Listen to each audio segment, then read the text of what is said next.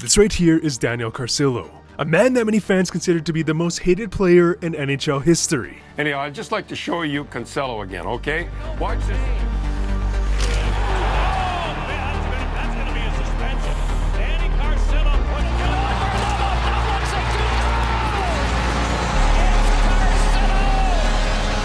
However, in some rare cases in the NHL, we get a glimpse into karma. No, what might just be the biggest case of instant karma not just in hockey history, but in sports history. Because back in 2012, we would see a harmless matchup between the Edmonton Oilers and Chicago Blackhawks. Keep in mind, the Hawks were a top team in the league, recently winning a Stanley Cup on the cusp of their dynasty run, led by top superstars in the game like Patrick Kane, Taves, Duncan Keith, Marian freaking Hossa, whereas the Oilers were in the doghouse of the league. No direction, no chance of the playoffs, and a one-way ticket to a lottery pick. We win. Russia win. Russia better Canada, so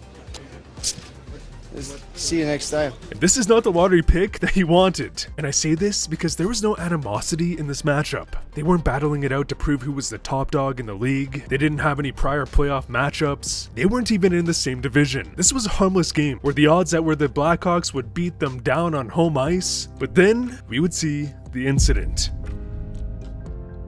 And today's video is sponsored by SeatGeek. With preseason games starting this week, I can't even believe it. SeatGeek is the premier spot to pick up your tickets. If you like watching those up-and-coming prospects and can't afford to sit in the lower bowl in the regular season, this is the time. Preseason hockey, baby. You can get preseason tickets to see a Flames game sitting right beside their bench, living your childhood dream as a door guy for $86 a ticket. I still vividly remember when I was a kid, these are the games that my family could afford, and seeing the Sedins, Luongo, and Bieksa up and close, and I was just speechless. But whether it's NHL, the NBA, NFL, MLB, or maybe you want to see your favorite artist or comedian, SeatGeek is your ticket to find great deals. Because with over 35 million downloads, there is a reason as to why SeatGeek is the #1 ticketing app. And if you click my exclusive link down below, download the SeatGeek app and use my code RobTalksHockey10, you'll receive 10% off your order. That's 10% off any tickets using code RobTalksHockey10.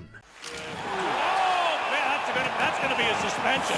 Danny Carcillo put Gilbert badly into the end boards. When you think about an NHL player that you absolutely despise, what traits do you think of? Is it that you can't stand that the player is lighting up your team, ending your hopes and dreams every single postseason? 30 seconds to go. Here's McDavid working his way to the net. Shot score! Connor McDavid has tied the game. The Oilers have come all the way back. And we couldn't get the shot away. He still has it. Wraparound backhanded tip. He still has it. He shoots. He scores!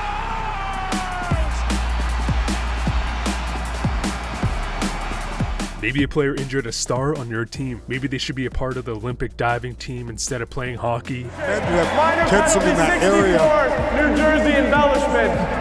To Marlowe on the right wing, and it's called on the offside, and Datsuk went crashing heavily into the boards, and now Thornton taken down. Maybe they are just straight up dirty, performing garbage plays that shouldn't be in the game. Into the glass, scooped up by Hemsky, and he's hammered by Cronwall. Shabbat to get that one. And Kachuk, what a goal-crushing hit. There are many reasons as to why fans or fan bases despise certain players. It doesn't even have to make sense. For me, it was Patrick Kane doing his just dumb, stupid air pump celebration as they dominated the early 2010s Canucks runs. Troy Brouwer holds the puck in. Bounced on Mitchell. A wraparound team scores!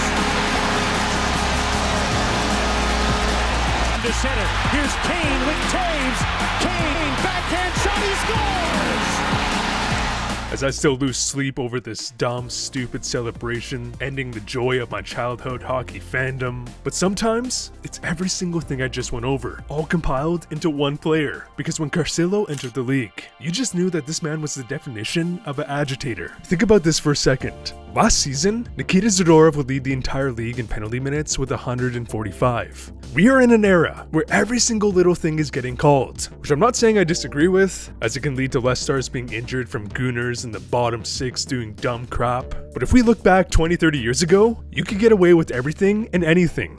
It was actually absurd the amount of abuse stars would take every single night. Think about a player like Chris Pronger. If you even thought about trying to screen the goalie, you'd be cross-checked 5 times in the ribs and slashed on the wrist with no penalty. I'm not trying to get too off topic here, but the NHL cleaning up this part of the game to protect players has definitely hindered players like, Darnell Nurse from being as effective. Because back in the day, every team used to have that mutant defenseman who would abuse any player trying to get to their net front, and with rule changes preventing defensemen from getting away with 30 cross-checks a game, it has also had the indirect effect of the rise of the small defenseman. Think about the Matt Cook incident we went over in a previous video. There was no penalty, there was zero repercussion, because in the 07-08 season, and I'm not even joking, Carcillo would rack up 324 penalty minutes in 57 games, 179 more penalty minutes than Nikita Zadorov in 24 less games played. The man had on average nearly 6 penalty minutes per game. Hit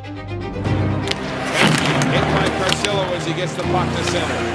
And he's got those soft shoulders. Patrick Kane checked on the play. Now we got a fight. As he was subtly injuring so many players with some dirtbag, just scumbag plays. And here's the crazy part. This wasn't his rookie season. The man was on pace for 466 penalty minutes as a rookie, as his antics early on into his career would propel the NHL into creating so many rule changes to prevent garbage plays. Think about the optics here. In the year 2000, there was roughly 25,000 penalty minutes per season, but keep in mind the penalty minute total was strongly tied to the amount of fights we saw in this era, as there were far less calls from cross-checking, stepping on a stick leading to tripping was almost non-existent, elbows, head contact, blindside hits. Basically most penalties we see today were a rarity, ultimately meaning that those bottom 6 goons could thrive and go undisciplined so long as they didn't cross the line. But then we would start seeing some history-altering moments. Lindros, Korea, and many more. Era-defining injuries that would change the entire course of the game. Meaning that the NHL went from accepting shady plays and embraced these shady plays, as they are what made hockey so chaotic and different from a fandom perspective. But then, it just went too far. And because of this, during the 2005 NHL lockout, the NHLPA would start directly addressing many of these dirty plays by implementing new rule changes. And by 2006, we would see this number skyrocket to just short of 40,000 penalty minutes. Old school hockey being played with new school rules and a head-on collision. As this number would stay above 30,000 until the Crosby concussion incidents, the Matt Cook incidents, old school players refusing to adapt to new rule changes and accepting comedically high penalty minutes. And then we had Daniel Carcillo, a man who refused to clean up his game. He constantly crossed the line, he would dive like he was a part of the Italian swimming team. And even worse for the fans who can stand Carcillo, he was actually useful in a bottom 6 role and helped his team win 2 Stanley Cups. With a healthy hit. Fed back out in front of Varlamov. Now one second to go.